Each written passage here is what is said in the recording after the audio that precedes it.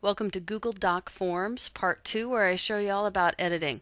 I'm first going to show you how to get back into the form to make those edits. I'm going to show you how to edit a question, how to add a question, delete a question, all about section and page breaks, and how to fancy it up just a little bit. Let's go ahead and sign in. Your form should be a green icon and it should have a check mark right there. It looks a lot like a spreadsheet because a spreadsheet actually powers it, and I'll show you that right now. Click on your form. When you click on it, notice it throws you in the spreadsheet. At first it freaked me out because I thought, how am I going to edit my form in this? And so I started cruising the menu bars, and this is what I found. If you click on Form, there's a choice to go and edit form. Click on that, and up pops the shell. This should look familiar. You can get back in here and edit your title or your heading. Then you can come over here and click on any question. If you want to edit a question, all you need to do is click on the edit button or double click in any of the yellow areas, and it will pop up into your edit mode so that you can make any changes. I'm going to click done here. Now I noticed that I forgot name, so I'm going to be adding an item. To add an item, I click up on add. The name will be a text box. Pops up down here. I title it name. I make it required and I click done. My problem is, notice that name is down here at the bottom. I usually want name up at the top so it's the first thing that they fill out.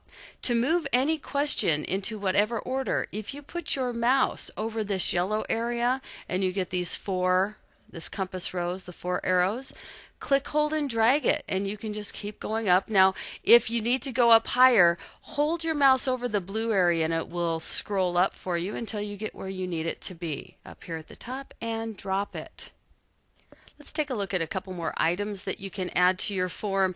If you decided that, say, your form or your worksheet was a little too long or it needed something to break it up, that's where you would look at adding a section header. Section headers keep it all on the same page but allows you to put a little bit more information so that it's a distinct block. It will be in bold print.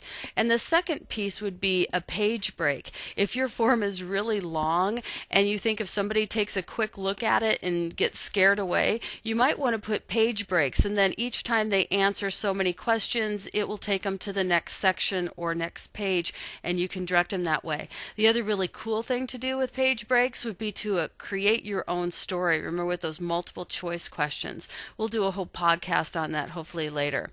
All right, let's take a look at some other things that we can do to fancy up our form. Notice next to theme. I like playing with this, but sometimes when I'm embedding the form, it messes things up. But this allows you to add a little spice so it's not quite so boring or plain. Notice if I scroll down here, I have 1 to 97 to choose from, and I can keep looking through it. I'm going to just choose this simple one. If I click on it, it's going to let me preview it.